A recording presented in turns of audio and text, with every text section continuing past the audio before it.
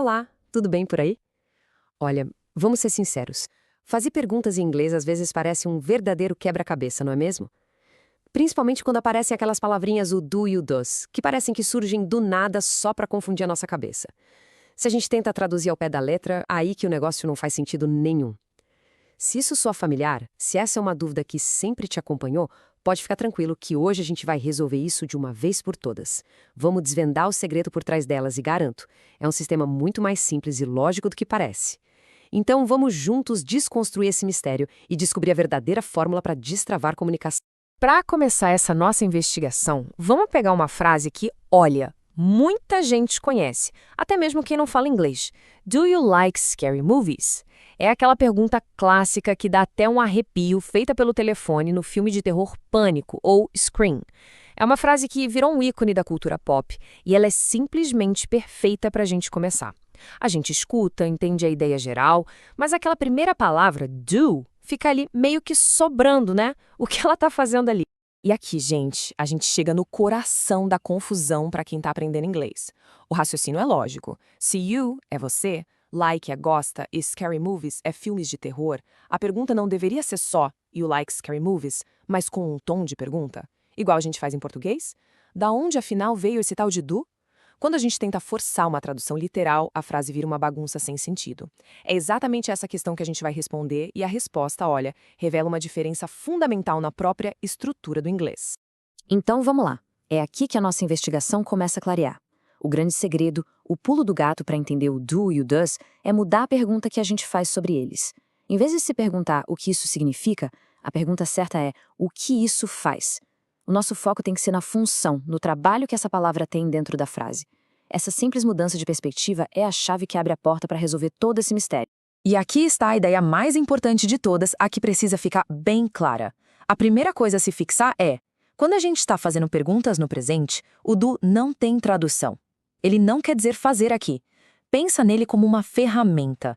Sabe uma chave de fenda? Ninguém olha para ela e pergunta qual o significado de uma chave de fenda. A gente pergunta para que ela serve. Com o do em perguntas, a lógica é exatamente a mesma. Ele não tem um significado, ele tem um trabalho, uma tarefa muito específica para executar. Essa tabela aqui é fantástica porque ela mostra a diferença crucial entre os dois idiomas. Em português, a gente pega uma frase como "Você gosta de filmes de terror?" e só de mudar o nosso tom de voz, ela vira uma pergunta. "Você gosta de filmes de terror?" A melodia da frase faz todo o trabalho. O inglês, por outro lado, é um idioma que depende muito mais da ordem das palavras, da estrutura. Ele precisa de um sinal claro, uma placa luminosa no começo da frase dizendo "Atenção, o que vem a seguir é uma pergunta." E adivinha quem é essa placa de sinalização? Exatamente, o do. Ele é esse sinalizador. Então, a definição é essa. Pensa no do como um interruptor. A frase afirmativa, you like scary movies, tá lá, digamos, no escuro. Quando você coloca o do na frente, é como se você apertasse um interruptor. Pá! A luz da pergunta acende. A função dele é exatamente essa, fazer essa conversão. Entender isso tira um peso enorme das costas, porque a gente para de procurar um significado que simplesmente não existe nesse contexto. A gente só precisa reconhecê-lo como o botão de ligar a pergunta da frase. Certo. Agora que o porquê do do e do does está claro, vamos ver o como usar. E é aqui que vem a melhor notícia de todas, sério. Ao contrário do português, que tem um monte de conjugação para cada verbo e cada pessoa, o inglês simplifica e muito a nossa vida na hora de fazer perguntas no presente. Para essa função específica de sinalizar uma pergunta, só existem duas formas. Apenas duas. Isso mesmo que você ouviu. Apenas duas. Do e does. Aquela lista gigante de conjugações que a gente tem em português, eu faço, tu fazes, ele faz, nós fazemos, pode esquecer.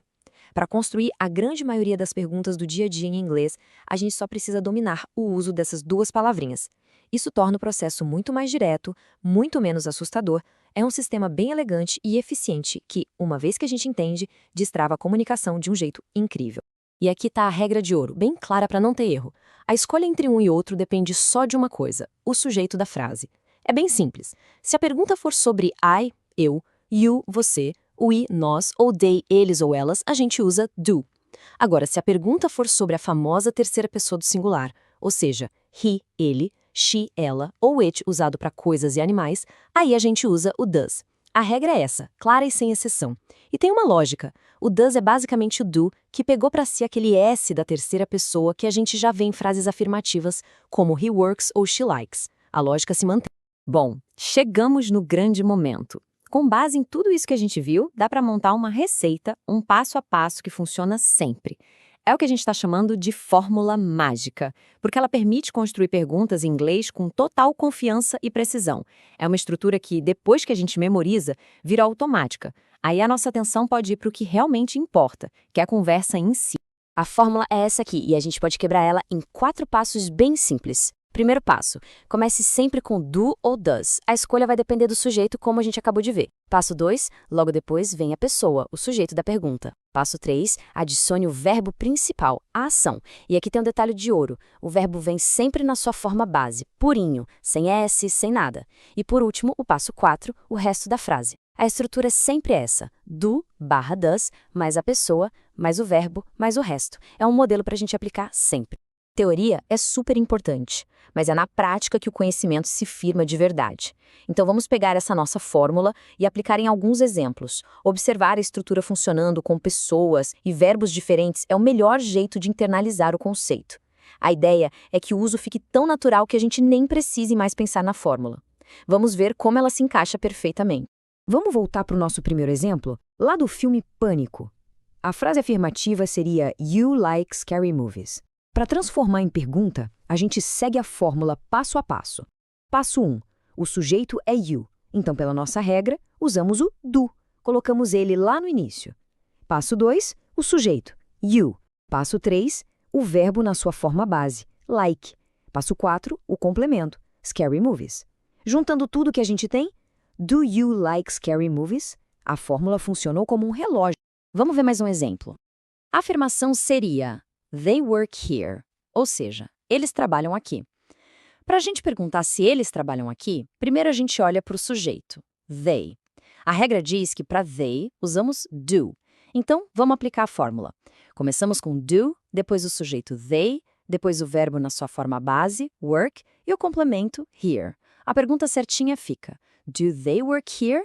Viu como a estrutura se mantém? É sempre a mesma, lógica e consistente? Agora, muita atenção aqui, porque esse é o caso que mais causa confusão. A frase afirmativa seria He lives in England. Repara bem no S no final do verbo lives. Para transformar isso em pergunta, o sujeito é he, então o nosso sinalizador tem que ser o does.